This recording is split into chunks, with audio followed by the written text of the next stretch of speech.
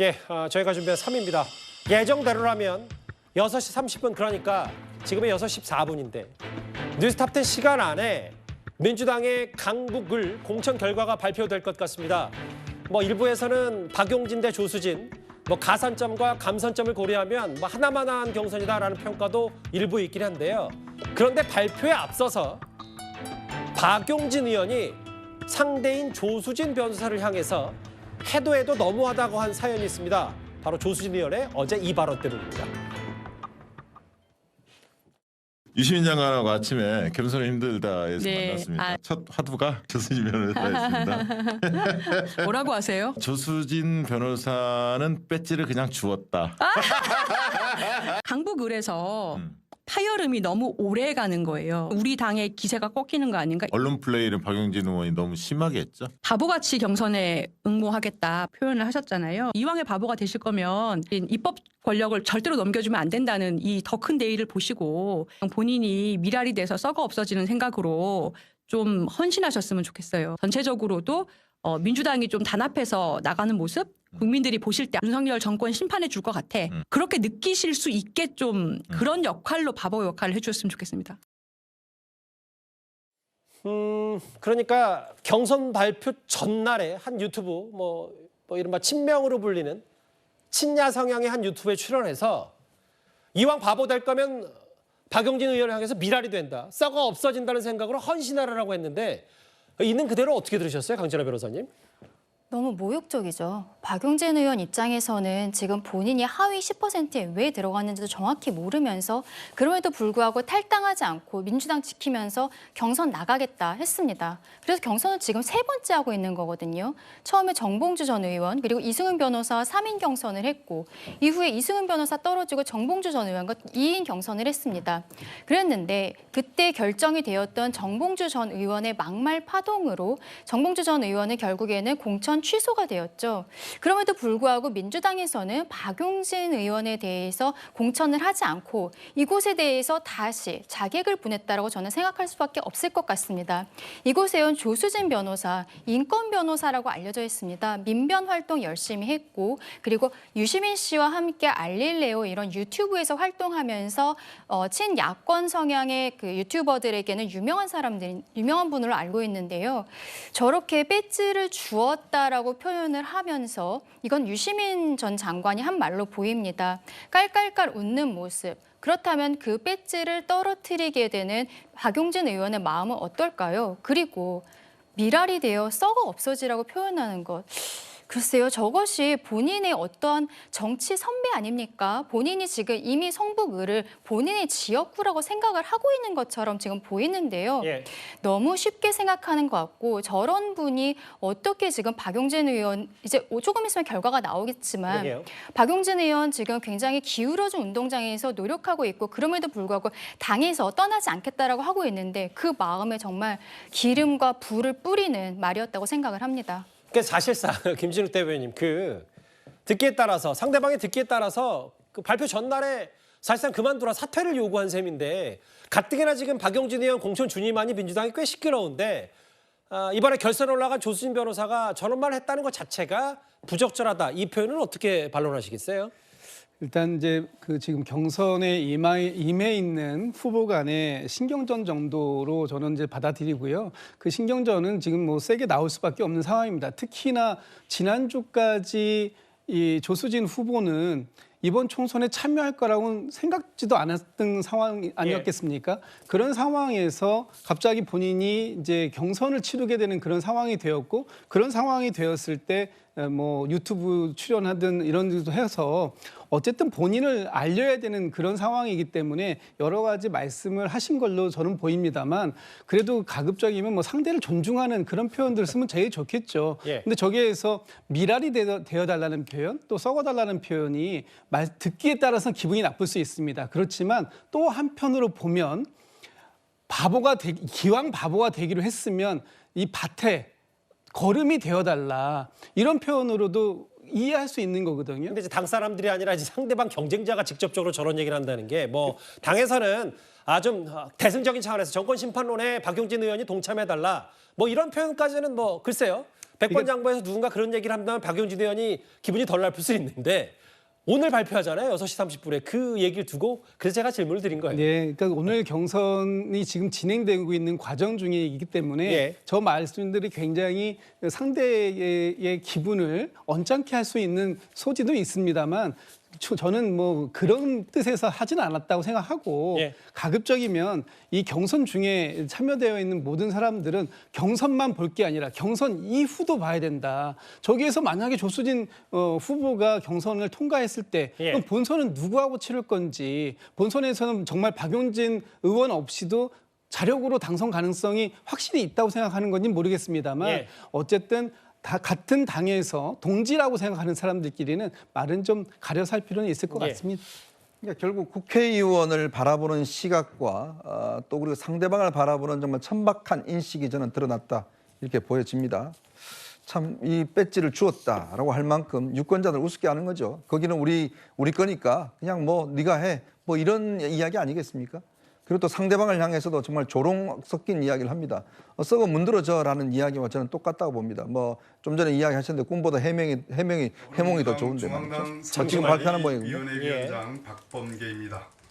이 시간까지 기다려주신 후보자 및 대리인들과 예상보다는 언론인들께 10분 정도 먼저 감사드립니다. 강북을 경선 결과를 발표하는 것 같습니다. 바로 선거관리위원회는 박범계 의원에게 마이크를 넘기겠습니다. 공정하고 엄정하게 경선 관리를 하고 있음을 말씀드립니다. 이 발표는 오늘 진행된 전략선거구 한 곳 지역에 대한 경선 결과 발표입니다. 중앙당 선거관리위원장인 저와 해당 선거구 후보자 혹은 대리인들의 입회하에 개표가 진행되었으며 결과는 1등만 발표하기로 하였습니다. 과정을 좀 설명드리면요.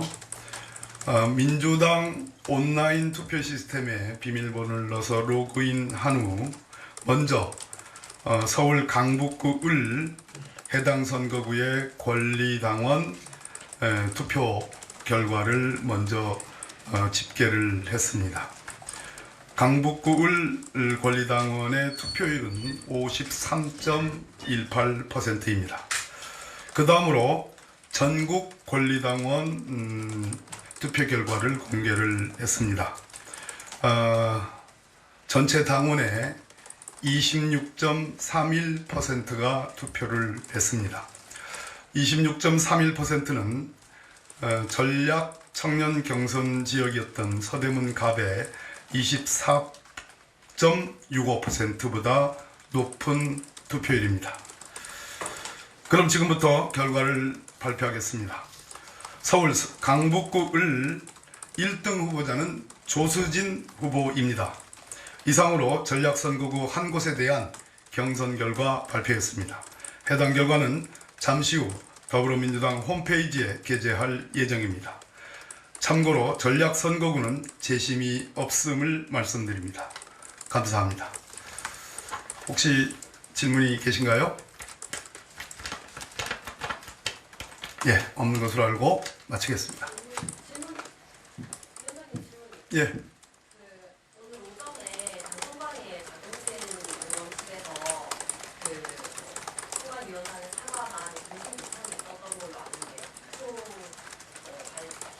일부 취재진이 질문하는 것 같은데요. 박범계 전략위원장, 전략공천관리위원장의 말 한번 잠깐만 더 들어보겠습니다. 서대문 갑에서는 이제 서버가 다운되는 등의 그런 일들이 있어서 투표를 더 연장을 하는 조치가 있었습니다. 그런 것을 경험 삼아 투표를 그 속도를 좀 조절을 했습니다. 그 점에 대해서 박용진 후보 측에서 이의를 제기했고 다소 두 가지 점에 대해서 기술적인 그런 측면이 있었으나 박용진 후보 측에 유감을 저희 선관위에서 표시하고 최종적으로는 예정된 투표 시간에 마감을 했습니다. 아까도 말씀드렸듯이 투표율은 서버가 다운돼 가지고 6시간 이상을 더 연장했던 서대문 갑보다 투표율은 훨씬 더 높고요. 정상적으로 투표는 진행됐다고 제 자신이 평가를 합니다. 예, 마치도록 하겠습니다. 예, 다시 스튜디오로 돌아오겠습니다. 조금 전 민주당이 발표했습니다. 예상대로였네요.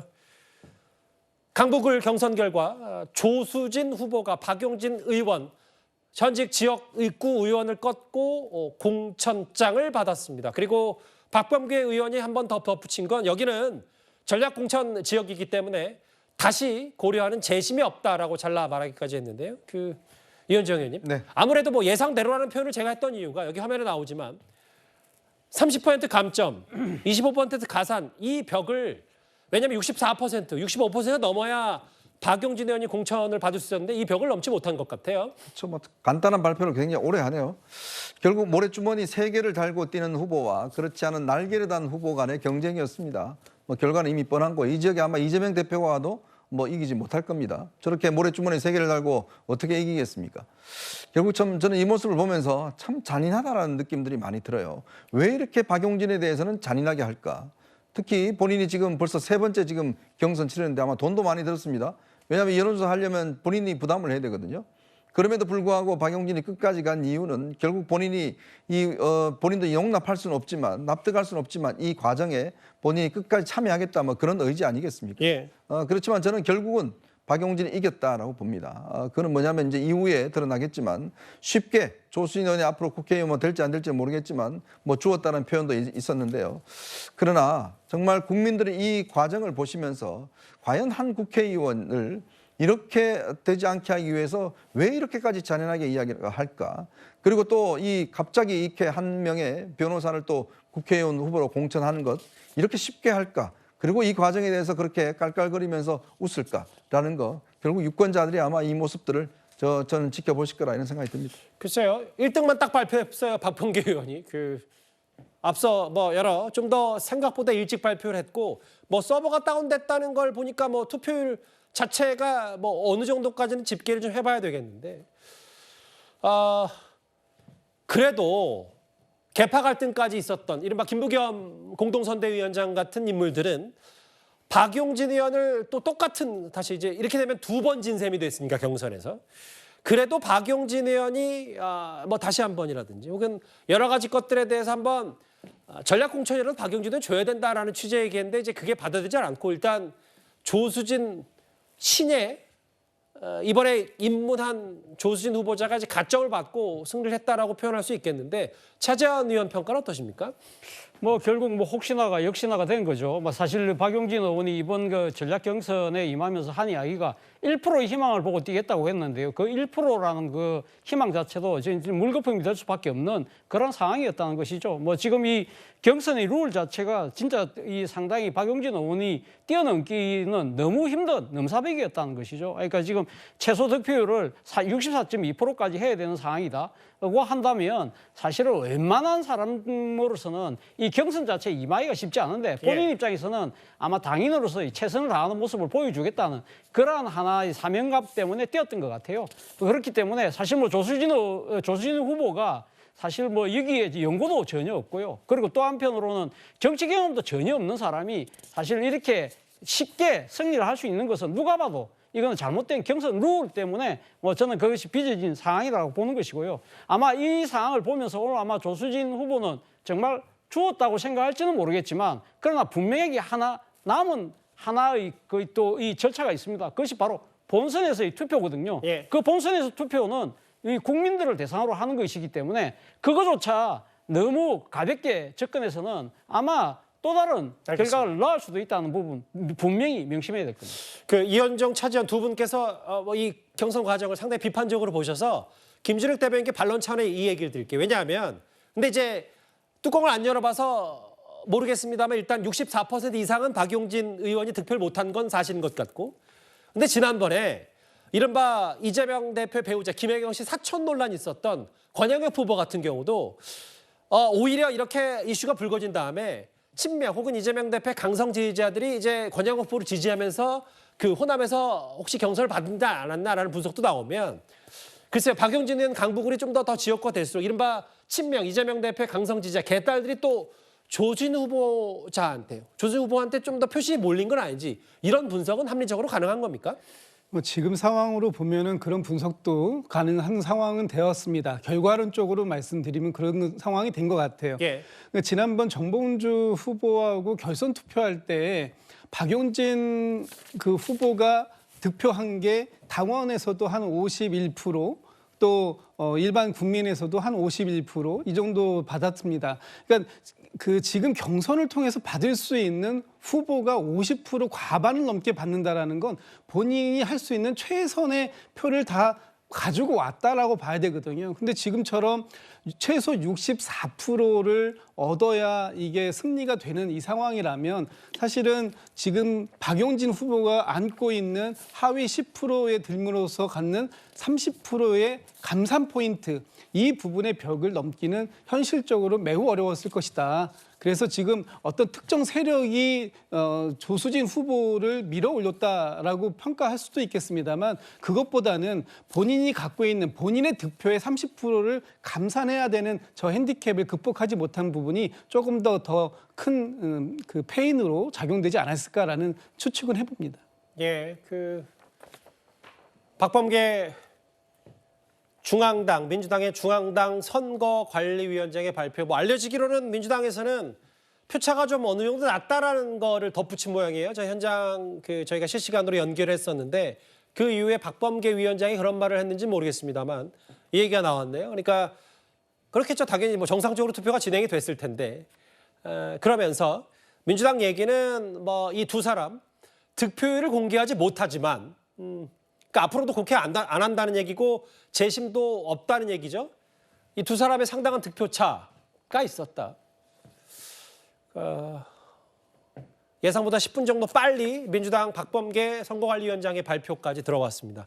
만약에 주 뉴스타트 시간 안에 이 결과에 대해서 강북을의 현역 지역구 의원인 박용진 의원의 반응이 있으면 저희가 이 시간에도 전해드리도록 하겠습니다. 알겠습니다.